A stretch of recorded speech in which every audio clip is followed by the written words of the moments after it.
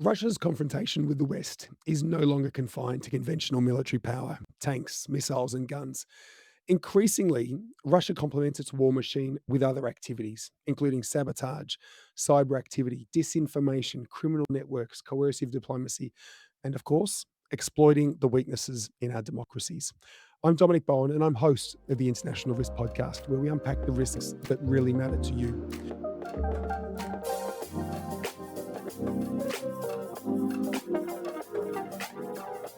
In this episode, we're exploring what Russia's hybrid war, what it really looks like in practice as Moscow continues to exploit divisions and test resilience within the West. And our guest today is Professor Mark Galeotti. And he's especially interesting, not just because he studies Russia, but because he spent decades looking at this overlap between state power, intelligence, military coercion, and organized crime. Mark runs Mayak Intelligence. He's also an honorary professor at the University College of London. He's a senior non-resident fellow at the Institute of International in Prague, and he's an associate fellow at the Council on Geostrategy. Professor Galeotto, he's a regular writer for The Times and for Spectator, and he's a frequent contributor to Russi and the Foreign Policy magazine. And he's host of his own podcast, In Moscow Shadows. Professor Galeotti, welcome to the International Risk Podcast. Well, thanks very much. Delighted to be here. And Mark, I know you travel quite a lot. Whereabouts do we find you in the world today? Well, actually, at the moment, you find me, thank God, at home briefly in Broadstairs on the Kent coast, in between travels, and in fact, just before heading off shortly to Warsaw. Home can be boring, but the down near Kent is meant to be absolutely beautiful, so that doesn't sound too bad. Absolutely not quite. I mean, this is it. Having lived largely in megacities, to be living in a small, slightly shabby Victorian seaside town, but literally right by the sea, that I'll definitely take that. Fantastic. Well, maybe the next interview we'll have to record down in Kent. But Mark, in your 2019 book, We Need to Talk About Putin, you argued that the West often gets Putin wrong, describing him as a madman or a master strategist or simply as a caricature. Now, since you wrote that book, we've had a full scale and an illegal invasion of Ukraine. Been the Prigozhin mutiny, there's been deeper sanctions, and a much more openly militarized Russian state. And my sense is that analysts are still getting this wrong, and they're still swinging between overestimating Putin's omnipotence and underestimating the system he sits atop. Can you describe how do you see Putin and the Russian state today at the beginning of 2026? Yeah, I mean, it's a good question. I mean, and look, this is the problem. If you look at so much Western analysis, in fact, never mind Putin, it's also about Russia, that one minute Russia is on teetering on the edge of collapse, and the next it's some existential military threat that may not be able to win a war in Ukraine, but is somehow going to roll its tanks through right up to the English Channel. So there is this sort of strange dissonance. And I think particularly with Putin, the thing is, look, and I say this as someone who has watched Putin through his career, really from since before he was president, before he became president at the end of 1999. Nonetheless, he is a very dull man in so many ways. And in part, that's his strength. He is this kind of grey blur that everyone can overlay their own fears and expectations on. But in fact, he is a man who got very lucky. Yes, he has some talents and skills, particularly in terms of elite management. But in so many ways, he's rather limited and increasingly so isolated from the realities of his own country. So, in some ways, Russia itself reflects this. On the one hand, it is still, even after 4 years of bloody and grinding war, a war that no one anticipated happening, including Putin. Nonetheless, it's still a relatively dynamic nation. It's a modern, institutionalized country that just happens to have this almost medieval court sitting on top of it, where power is defined by your proximity to Putin. And for that reason, there is this constant tussle between autocracy and technocracy. There's a lot of smart Russians, not least people like chairwoman of the central bank, Elvira Nabiulina, who are managing this system surprisingly well, considering all the pressures on it. And often they are just simply having to deal with whichever moronic policy comes from Putin or Putin's cronies or whatever bit of corrupt self-enrichment that they're doing. So it's this odd country. It's not near collapse. It is slowly sliding into stagnation at the moment. It is still having to spend more than it should on defense and the military, something like 40% of the federal budget, which is it is not sustainable with the level of public spending and the like in the long term, but it's not about to run out of money anytime soon. And in so many ways, it's actually sliding back. The first two terms of Putin's presidential term, presidential career, were actually surprisingly successful. But all of those successes are being cannibalized now in the name of war. And when we come to that war, look, the way I tend to formulate it is both Ukraine and Russia are losing, but the Ukrainians might perhaps be losing a little bit more quickly. And so if we continue just to look at Putin a little bit more, is he just a man? Is there a system behind him? What would the world look like? And I think it was quite interesting in 2022, there was lots of debate about, would someone try to assassinate Putin? Would there try to be a Russia without Putin? What would that look like? Would Russia fragment into 72 different smaller states? What would that look like?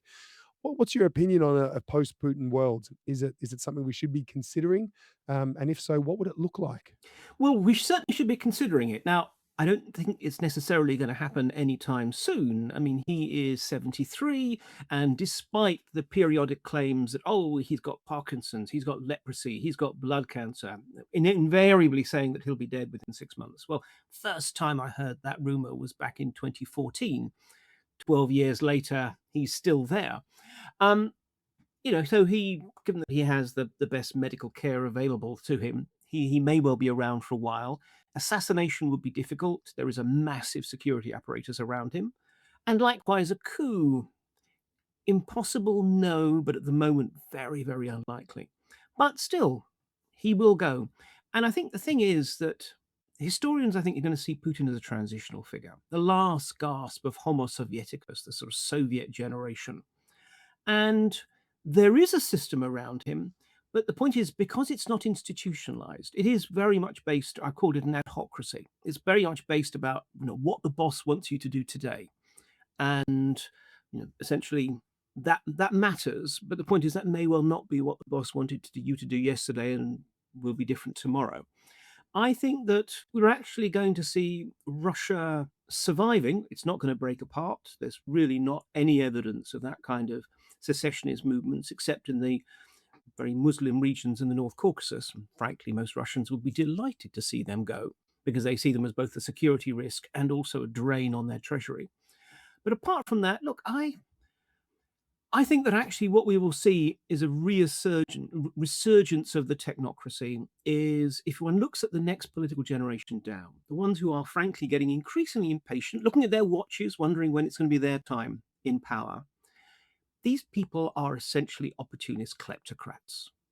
Sure, they may well be patriots or whatever, but essentially what they want is sure a Russia that is stable, but above all, the chances to steal on an industrial scale and to enjoy that theft safely. And so I think what we'll see is in some ways a slide back to quite a familiar Russia and almost a bit like the Russia of early Putinism. And in that case, well, then the new Russia becomes perhaps a more amenable partner to deal with in the future because they won't be looking for a war with the West. If nothing else, if you steal on that scale, you want to be able to enjoy all the perks of life. And Dubai and Shanghai are all very well, but you're used to thinking of London, Paris, Milan, New York as your playgrounds. So I think that we will see not necessarily a more democratic Russia, particularly, but certainly a more stable and a more recognizable one. And one of the most useful threads in your work is that you don't just treat crime, intelligence, and politics as separate silos. Actually, yesterday I was traveling, probably why I've got no voice today. I was speaking all day to a large company several times during the day. And one of the things I was talking is about the geopolitical and strategic threats and how the international is now local. And, these hybrid threats that we talk about are linked to organized crime and they're linked to the same risks that businesses are facing. And I think your work there is really fantastic around that. And you show how criminality is not just a side story to power.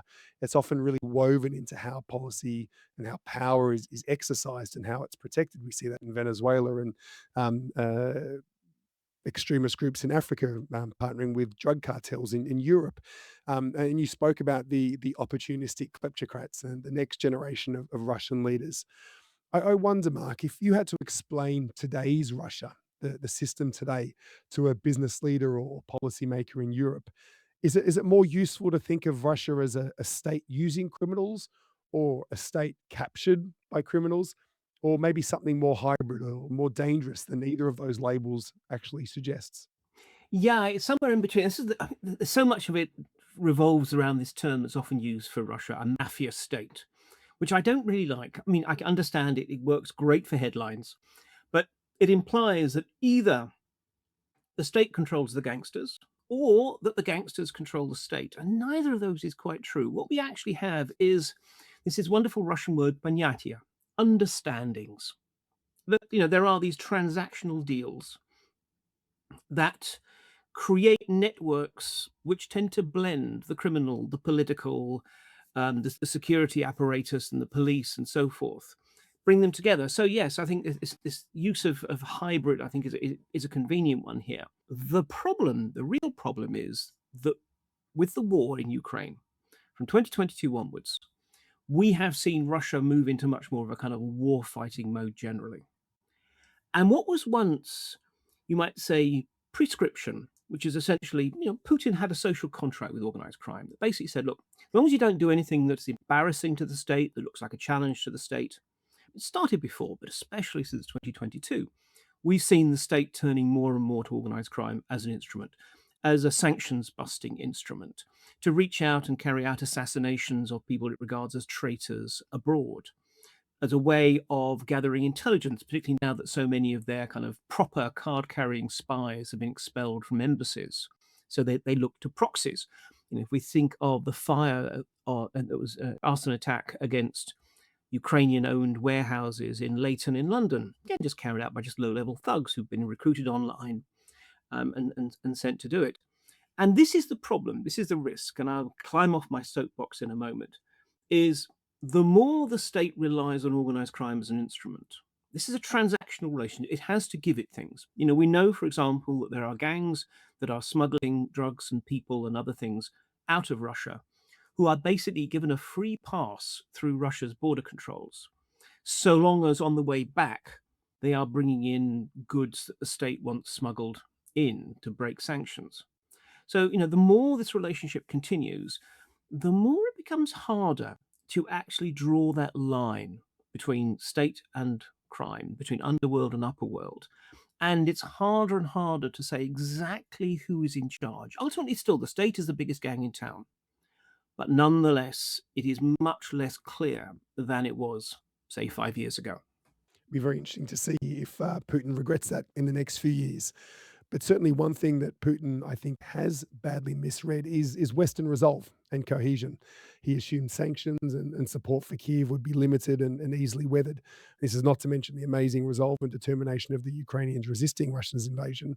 But I know I was in Ukraine in January and February 22, just before Russia invaded. I was actually in Avdiivka and Kramatorsk and Mariupol, and one of my biggest fears was how strong Europe's resolve would be when Russia eventually invaded. And Putin badly misread that. But similarly, Putin and Russia's illegal invasion really exposed serious structural weaknesses within the Russian armed forces, including corruption, just pure rot, poor interagency coordination and leadership, and just this habit of telling the boss what he wants to hear. So I just continue to wonder, and I haven't heard a good answer, and I'm hoping you've got it, Mark, is how could Putin, how could a former intelligence officer get the intelligence about Ukraine, about the West, and about his own military just so wrong? Well, first of all, let's just dwell on that point about Putin as a former intelligence officer, because he was indeed in the KGB. What we also know, though, is he wasn't a very good one. We've actually had access to some of his personnel records that did sort of come out. And it's clear he was, I mean, let's call him a solid B, B minus. He was fine. There's nothing wrong with him, but he was never in the elite. He had this vision of himself as going in and becoming one of these sort of, you know, James Bond type figures. This is a guy who, as a kid, he grew up on a diet of these Soviet films about, cunning Soviet agents and things. So on the one hand, I don't think he's actually demonstrated a particularly good understanding of how intelligence tradecraft works, and particularly the pathologies of the intelligence briefing process. But the other thing is, look, I think Putin has particularly suffered from one of these problems that so many authoritarian leaders do over time. You start knowing that you don't know very much, eager to learn with a circle of people who often will have different perspectives and are willing to challenge you. And you're willing to go out and travel around the country to get a sense of what's what. But over time, you get lazy, you get complacent, you get less tolerant of people telling you that you're wrong, and you encourage and promote those who don't tell you what you need to know, but what you want to hear. And that's clearly happened to Putin. I mean, there was this extraordinary televised meeting of his Security Council a few days before the invasion, in which, we saw, I mean, Dmitry Kozak, who was his point man in terms of negotiations with Ukraine, was clearly trying to actually say that we really need to let the negotiations continue. Putin shut him down. Even Nikolai Patrushev, the most hawkish of his people, and his de facto national security advisor, and a man who, unfortunately, he's now no longer in the same position as Secretary of the Security Council, but who scared the bejesus out of me because he really was more dangerous in many ways than Putin. Even he was saying, look, let's just give it some time. But the point is, Putin didn't want to hear that. He shut down any attempt to question. He basically hectored and bullied and demanded that people, in essence, reinforced his own bizarrely skewed worldview about Ukraine not being a real country, about the West not being willing to do anything, and that essentially Ukrainians would just roll over. I do recall that, and it was I remember just thinking that it had to be staged, it had to be there was something wrong because I remember that, I think it was the 21st of February, just days before Russia's invasion of Ukraine when Putin humiliated the head of Russia's foreign intelligence service. It was just absolutely startling and, he's usually a very polished speaker, a very much of a Kremlin insider, but just the nervousness that he had, and then just Putin just absolutely, embarrassing him, and, I think he said something like, "Speak plainly, no negotiations. Are you in favor or not?" And then he just told him to go back to your seat. I mean, it was this absolutely, humiliating, but just strange. And you had Putin at one end, and then you had all the advisors at the other end, looking like naughty children that were about to be sent off to the firing squad. It was very very strange, strange exchange. It was strange, but it was precisely you said about it being staged. I think in some ways that's the whole point. The reason it was strange was that this was one of our rare times we actually got an unstaged look at quite what things are like inside that court, as everyone desperately and nervously sort of tiptoes round the boss and tries to guess. Because often this is the thing. He hadn't essentially told them what he wanted to hear. He was forcing them, King Lear like, into a position in which they had to guess what he wanted to hear and say it to him. And when they failed to guess that right, exactly, he would hector and berate them. I mean, just a level of, I guess, arrogance and narcissism from Putin, because nevertheless, those people are all very senior and have quite strong connections, and you'd have to be fairly confident that when they walk out of the room, they don't all look at each other and say, "Coup? Is it time? Is it time for a coup yet? Before it's one of us?"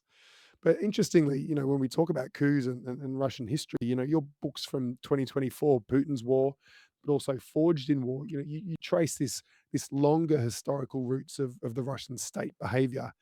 And I wonder about today's political context and today's political warfare, and how much this reflects that deeper Soviet and post-Soviet habits of statecraft. So what do we need to understand, and what are we misunderstanding when we look at Putin's relationship with the Soviet Union and that historical analogies? What are we misunderstanding there, and what do we need to know?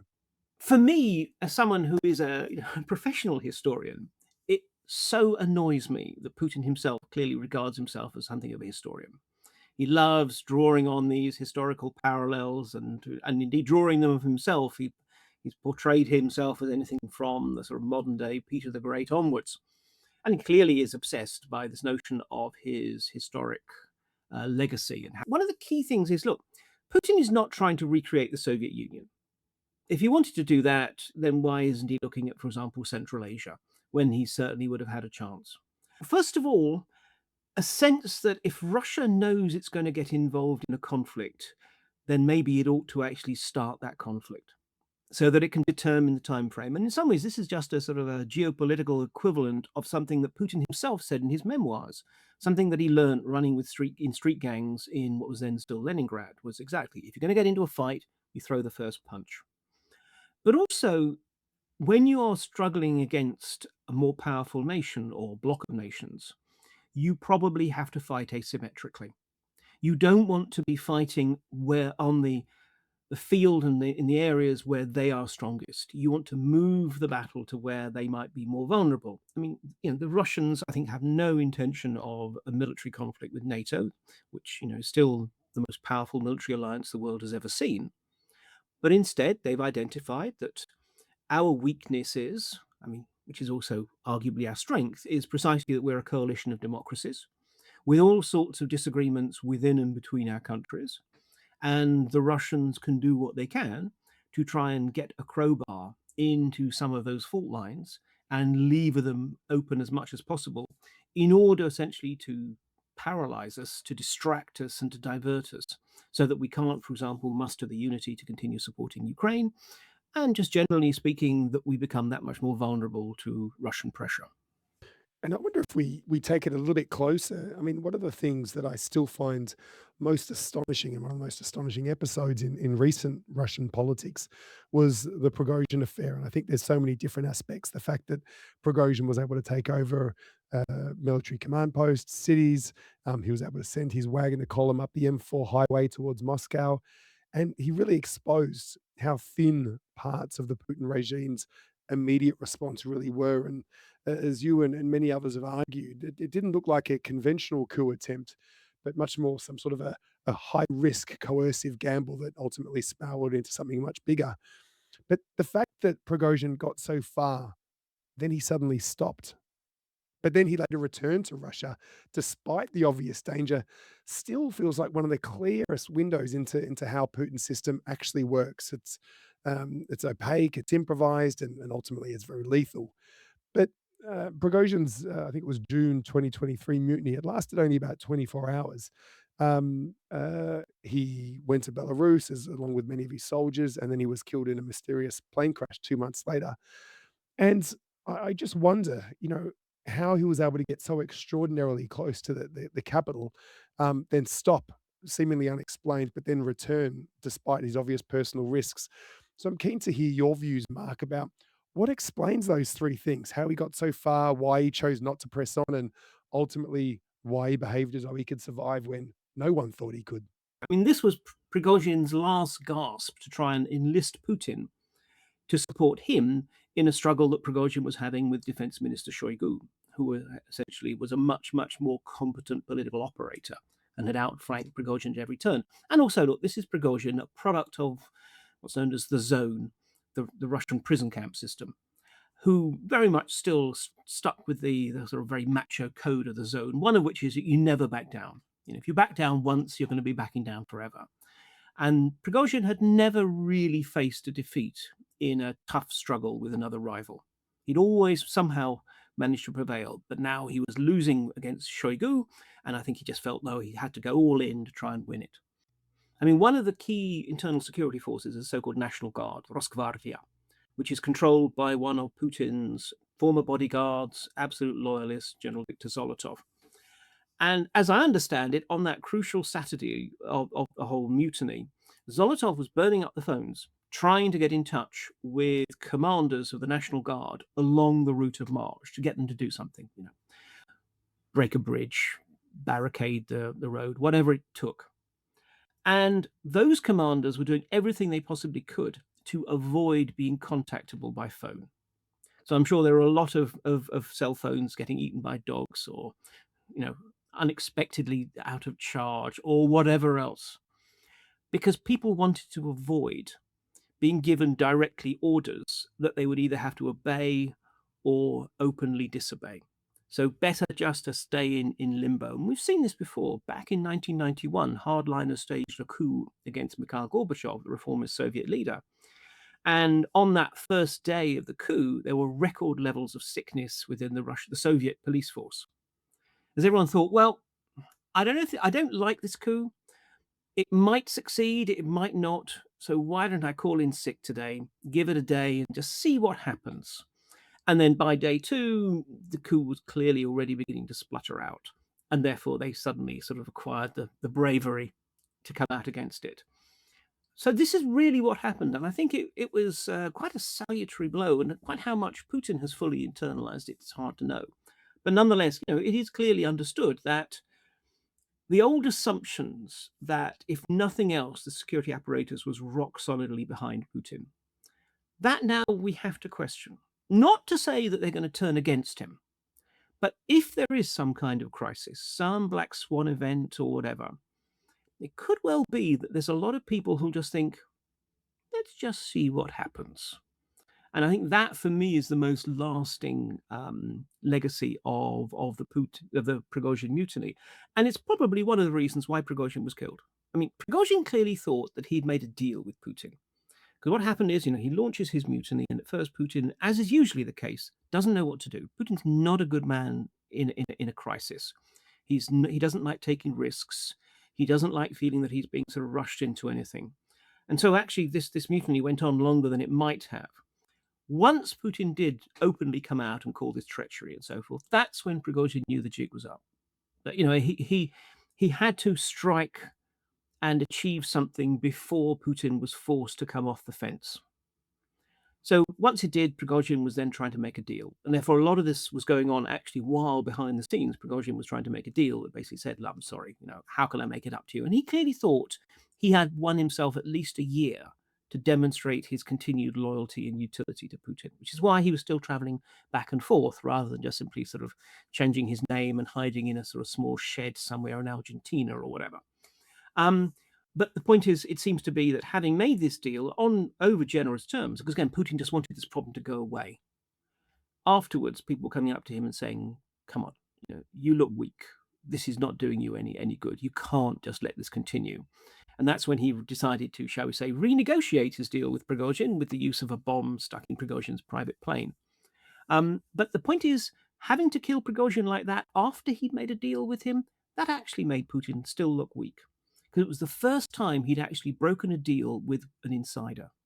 So yeah, I think you're absolutely right. The whole Prigozhin mutiny is not just a sort of bizarre and fascinating example in itself. I think it really shows that Putin's control over his own elite is wavering a bit. It's certainly not as sure as it used to be, and the degree to which everyone is a self-interested political entrepreneur. They are absolutely rock solidly behind Putin so long as it is A, necessary, and B, profitable. When those things change, so do their loyalties. Yeah, loyalty. I'll stand behind you 100% of the time when it works for me is a unique sort of loyalty. But you've long pushed people to move beyond what you call the lazy use of the term hybrid war, instead encouraging people to consider political war being a much more useful term to understand what Russia is doing against the West and in Europe in particular. This is something that I speak a lot to executive teams and business leaders and government agencies across Europe about. It's something that everyone is very, very interested in about the threats that they have to deal with because of this ongoing hybrid warfare activity. When you speak to people, what are the most important components of this Russian political warfare today that you think governments and corporations are still failing to properly understand and prepare for? I think two things. One of them is intent, and one of them is method. If you look about intent, again, there tends to be an assumption we try and look back for case studies, and you think of, say, Crimea, the annexation of Crimea, which was a classic hybrid warfare operation in many ways, in that it started with disinformation and political subversion and so forth. And then you have the little green men, the commandos without insignia, popping up and claiming to be just local self defense forces. And then, only then later do we actually have the sort of mass inflow of Russian military material and soldiers. That was an example of this kind of operation, but it is not the standard trajectory. And the trouble is now often there are those people who assume, well, if we see disinformation, when are the little green men going to pop up? And that's not the way the Russians think. The Russians are much more holistic in their sense of security and their sense of, as it were, other people's insecurity. By deciding or defining, what are going to be our weak points, we shape how the Russians operate. So one of my concerns is precisely we have a tendency to get enthused by one particular type of threat at any one time. And boom, we dive on that. We have to have a task force. We bring in consultants. We spend money. And while we do that, we often neglect the others. We don't tend to red team and think, well, okay, fine. So while we're closing this particular stable door, how many others are we leaving unbolted and open? And this applies, it applies to corporates, but I would suggest it applies even more sharply to governments, which have a tendency to be even more constrained by bureaucratic institutions and such like. I mean, for example, at the moment, Europe is rearming. And that's overdue and necessary. Although I don't believe for a moment that Putin has military ambitions to attack NATO, it makes sense because, hey, conceivably I could be wrong, but also he could change his mind. We don't want to, as it were, create that sense of temptation. And also, we don't know who's going to follow Putin. So, in that context, fine, rearm. But at the same time, my big concern is we are neglecting so many of the other potential points of vulnerability. That we are not, for example, investing enough in our intelligence and counterintelligence services. For the cost of one F-35 fighter, which anyway I have my concerns about, but that's a whole other issue. But dump that amount of money into an intelligence service, and it could have a transformative impact. The sense of coherence within societies, because what the Russians do, they have no magic mind control powers with their disinformation, but what they do is they identify existing communities of thought that are unhappy with the status quo and encourage them. And because Putin's Russia is a post-ideological one, it doesn't really have any ideology beyond a sort of inchoate Russian nationalism.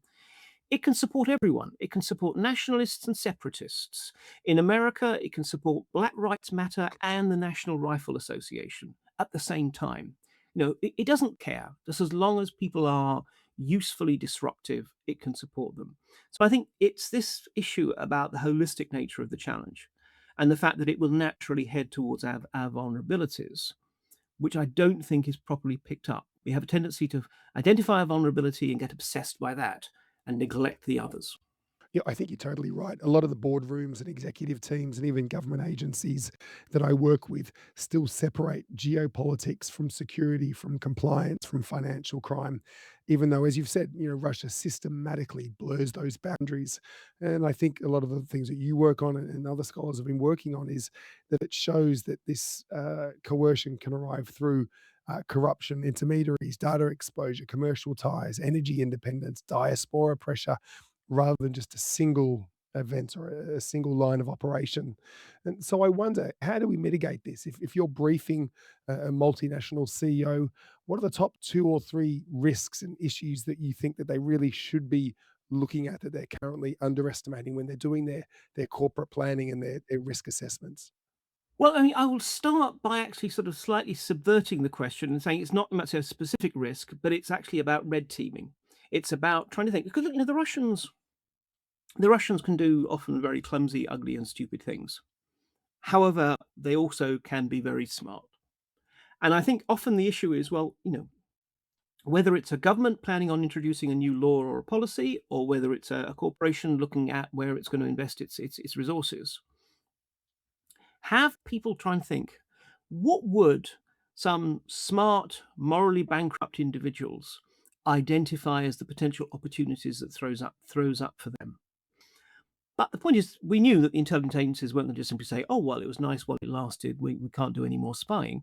Of course, they were going to look for new ways of doing it, and particularly they turned to proxies, to recruiting all these sort of local sympathizers or criminals or whatever to carry out various acts across Europe subsequently. We should have thought about that. We should have realized that the Russians were going to try and find ways round not actually having their own officers on the ground. So we should prepare. So basically, red team. Always think about, okay, well, how can this be used? Because that gives you that sense in advance. Secondly, appreciate the degree to which the Russian state outsources. I mean, for example, if we think of, for example, the various ransomware attacks, there's very little evidence that actually the Kremlin tells criminals, go and carry out a ransomware attack against this company, this national health service provider, or whatever. Rather, what they have said, made it clear is, look, if you carry out attacks against the West, I hope you realize that we are not going to do anything to investigate or prosecute that. Carry out an attack against a Russian target or within our own sort of allies, then you may well be in trouble. But hey, with the West, knock yourself out. So it's not actually that you might say the Russian state is putting resources. What they're actually simply doing is encouraging a whole variety of what we could think of as criminal entrepreneurs to try their hand. So again, what that tends to mean is the threat is much more diffuse than we think. Again, there is often this assumption that the threat from Russia is a single great white shark, one mighty predator. In fact, it's a whole shoal of piranhas. Individually, always much, much less impressive and dramatic. But the point is, while you're busy dealing with one, the rest of the shoal is eating the flesh off your back. And the final one is an area that the Russians have not yet fully exploited, but there are a few indications that they are beginning to look more about, is precisely the insider threat. The disgruntled official, the and even better IT security sort of technician or whatever, but basically people within systems.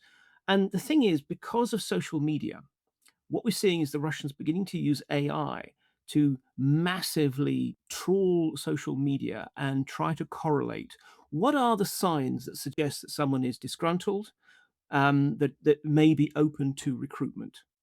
So that, for example, the person who, on one social messaging board posts about how, basically, life is hard because they're having to work too much and they're not getting enough money.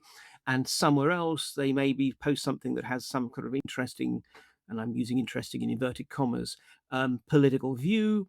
And someone, put all that lot together and you can begin to create a profile terrifyingly quickly, and often this is one of the areas in which AI does seem to work, terrifyingly accurate.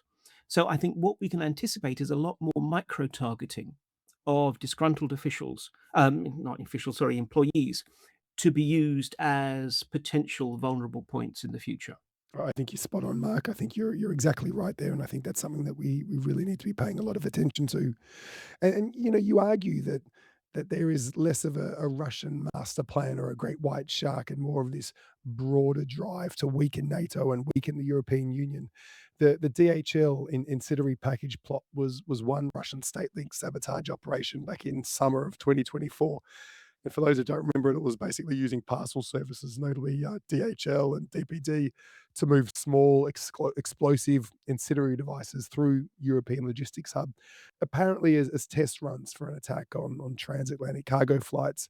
And so I wonder if this cargo fire plot marks a new phase or simply just public confirmation of something that was already underway, and how this compares with underwater cable incidents in the Baltic Sea and wider sabotage campaigns across Europe. I mean, do you see this as a step in the escalation ladder by Russia against the West? Or is this just purely opportunistic? And if it is just opportunistic experimentation, what is the objective? I mean, I think the objective is clearly ultimately to begin to create political pressure on Europe to back away from challenging Russia and its sort of assertive campaign, and particularly in terms of supporting Ukraine. The thing is that on one level, one could think this campaign is extraordinarily diffuse and often pretty trivial. So you burn down a shopping mall here in Poland, and you place some small incendiary devices within the sort of cargo holds or warehouses of couriering firms, and you burn down some warehouses in London, and none of these one would imagine would at all shift the needle. However, I would say that the answer is really to be found in three things. One is the Russian intelligence apparatus is quite varied and often quite competitive. So you have a whole variety, not just of different institutions, but also of different local directorates and the like, all trying to demonstrate to the boss that they are active. And often And we see this. This is, I mean, in some ways, one could just as easily point to the regular accounts at the moment of how many targets in Iran have been targeted by the United States.